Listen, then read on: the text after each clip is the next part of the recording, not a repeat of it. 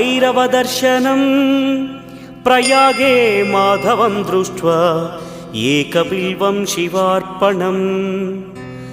इन्दुवारे व्रतं स्थित्वा